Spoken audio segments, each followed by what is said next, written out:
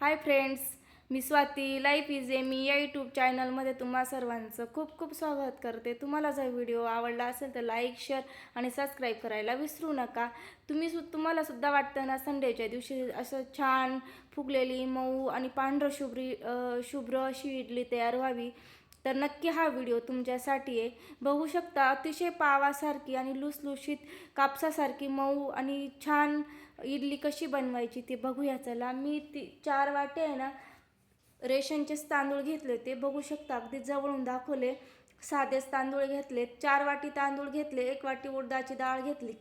त्याच्यानंतर आहे ना 1 चमचा भरून आहे ना मेथी घेतली। मेथी आणि तांदूळ आहे ना मी एकत्र भिजवून घेणार आहे। 4 ते 5 तासासाठी तुम्ही तांदूळ भिजत घालून घ्यायचे।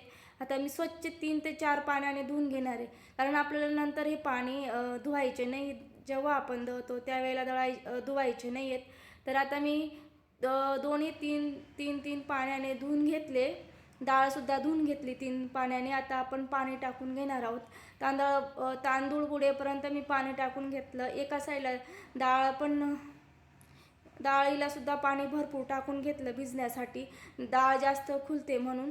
तर आता आपण झाकण ठेवून दिलं, तर 4-5 तासासाठी भिजत घालून घेतलं। त्याच्यानंतर ना आता आपल्याला ना तांदूळ दळायचे आहेत ना, मग त्याच्या 10 मिनटं अगोदर आहे ना मी जे पोहे होते ना अर्धी वाटी पोहे घेतले, ते भिजत घालून घेतलेले आहेत। आता छान आता बघू शकता मस्त असे तांदूळ आपले ना भिजून झालेले। डाळसुद्धा मस्त अशी भिजून झालेली आहे, डबल झालेली आहे। आता आपण मिक्सरच्या भांड्यामध्ये आधी तांदूळ दळून घेणार आहोत, तर बघू शकता। तर मस्त आणि त्याच पाण्याने आपल्याला आहे ना हे जे तांदूळ दळायचे आहेत दुसरं पाणी न वापरता, कारण ते पाणी आंबलेलं पाणी असतं, त्याच पाण्याने आपण जर त्याचा वासाचं असतं ते लवकर आंबलं जातं। तर अशा पद्धतीने मस्त मी छान एकदम पिठासारखं मस्त दळून घेतलंय, बघू शकता अशा पद्धतीने। तर आता मी जेवढं तांदूळ दळून झाले माझे, आता मी डाळ दळून घेते 2 बॅचेसमध्ये अशा पद्धतीने, बघू शकता। आता त्याचे पोहे होते, पोहे आणि डाळ एकत्र दळून घेणार आहे मी। खूप छान आणि चवीला सुद्धा अप्रतिम होतात। तर अशा पद्धतीने डाळ आणि पोहे मस्त असे दळून झालेत। मी जास्त पाणी न टाकता इथं मी हे दळून घेतलं, बघू शकता मस्त दळून घेतलेले। आता व्यवस्थित मिक्स करून घेणार आहे। तर मी पातेल्यात घेतलं होतं, पण नंतर मला वाटलं की आता आपण डब्यातच आंबवण्यासाठी ठेवूया, तर मी आता ते पातेलं घेतलं आणि डब्यातच ओतून घेतलं, छान असं आंबवून घेणार आहे। तर पातेलं धुवून पाणी होतं ते सुद्धा मी टाकून घेतलं। आता 1.5 चमचे मीठ टाकून घेतलं, व्यवस्थित छान असं मिक्स करून घ्यायचं आहे, एकजीव होईपर्यंत मिक्स करून घ्यायचं आहे। बघू शकता छान असं एकजीव होईपर्यंत मिक्स करून घेतलं, बघू शकता। आणि एवढं पातळ आपल्याला ठेवायचं, जास्त घट्ट न ठेवता या पद्धतीने पातळ ठेवायचं आहे। आणि एक छोटासा कांदा होता, त्या कांदा मी आंबवण्यासाठी ठेवला आहे त्याचा, तर छान असं आंबून येतं। थोडं तेलसुद्धा टाकून घेतलं, अशा पद्धतीने आपण रात्रभर बाजूला ठेवून दिलं होतं आंबवण्यासाठी। तर आता एका साईडला ना सांबार बनवून घेऊया। तर मी घेतले लाल डांगर घेतला, कांदा घेतला, टोमॅटो घेतले, माझ्याकडे एवढंच साहित्य होतं। आता कुकरमध्येच मी साधी सिंपल बनवणार आहे, पण चवीला अप्रतिम। तर मोहरी टाकून घेतली, मोहरी जिरं तडतडल्यानंतर आहे ना जे कोवळे कांदे असतात ना, तर ते कांदे टाकून घेतले, त्याच्याने खूप छान लागतं।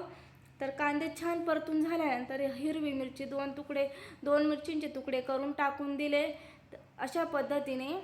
आता आपण जे आलं लसूणची पेस्ट होती ते टाकून घेतलं। आलं लसूणची पेस्ट आपण घरीच तयार केलेली टाकावी, त्याच्याने छान वास पण येतो आणि चव पण येते। आपण जे लाल डांगर घेतलं होतं ते सुद्धा छान असं पद्धतीने परतून घ्यायचं। त्याच्यानंतर टोमॅटो सुद्धा परतून घेतल्यानंतर आहे ना आता आपण आहे ना हिरवी कोथिंबीर टाकून घ्यायची, आणि मग आता आपल्याला मसाले टाकून घ्यायचे आहेत। आता हळद टाकून घेतली, धना पावडर टाकून घेतली, लाल तिखट टाकून घेतलं आणि सांबार मसाला टाकून घेतला आहे। अशा पद्धतीने व्यवस्थित मिक्स करून घ्यायचं, परतून घ्यायचं आहे। बघू शकता आम्ही तेलाचा वापर कमी करतो म्हणून तेल अजिबात दिसत नाही आहे। आणि जे आपण डाळ आपण जी डाळ होती ना, तुरीची डाळ भिजत घातलेली, ती सुद्धा टाकून दिलेली आहे. छान आता आपल्याला पाहिजे तेवढं पाणी आपण ॲड करून घेतलं, बघू शकता व्हिडिओमध्ये. आणि मस्त अशा कुकरच्या 4 शिट्ट्या घेऊन घ्यायच्या. चवीपुरतं मीठ टाकून घेतलेलं आहे. आता कुकरची शिट्टी घेणार आहोत आपण. 3 किंवा 4 शिट्ट्या घेऊया. बघू शकता आता आपण डबा उघडून मस्त असा वरतीपर्यंत भरून आला होता. अशा पद्धतीने तुम्हाला अगदी जवळून दाखवते. तर ते साईडला काढून घेते मी आता. बघू शकता छान असे बुडबुडे आलेले आहेत. मस्त जास्त पण आंबलं नाही आणि कमी पण नाही. मस्त अशी सॉफ्ट आपली इडली तयार होईल. बघू शकता अगदी जवळून दाखवलंय. अशा पद्धतीने तुम्ही सुद्धा तयार करा पीठ. तर मी अर्धा ग्लास पाणी टाकलं आणि 1 डवना तेल टाकून घेतलं आणि थोडं अजून पाणी टाकल्यामुळे अर्धा चमचा मीठ टाकून घेतला. तर हे व्यवस्थित मिक्स करून घ्यायचं आहे. 2 मिनटं व्यवस्थित मिक्स करून घेतल्याने ना, आता आपण आप्पे पात्रेला ना तेल लावून घ्यायचं. अशा पद्धतीने तेल लावून घेऊया. माझ्याकडे स्टीलचं असल्यामुळे ना एकाच वेळेला भरपूर अशी 20 शेक तयार होतात. तर तुम्हाला जर माझे व्हिडिओ जर आवडले असतील ना, लाईक, शेअर आणि सबस्क्राईब करायला विसरू नका.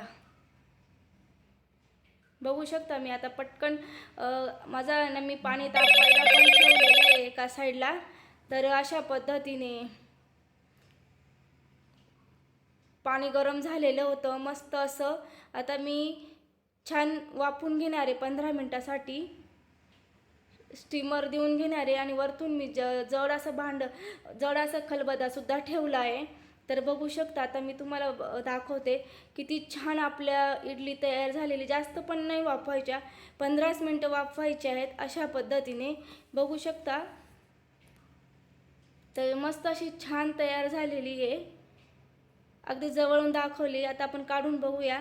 आणि हे जास्त गरम असताना सुद्धा इडली काढायची नाही आहे आणि थंड झाल्यावर सुद्धा नाही. नॉर्मल गरम असल्यावरती काढली ना, अजिबात आपला भांडे खराब होत नाही आणि काटोकाट छान अशी निघते इडली. तर बघू शकता तुम्हाला अगदी जवळून दाखवते.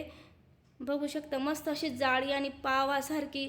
आणि आपण खमण ढोकळे कसे बनवतो तशी अगदी जाळी तयार झालेली आहे.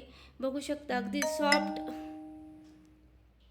कापसासारखी मऊ आणि लुसलुशीत तयार झालेली आहे.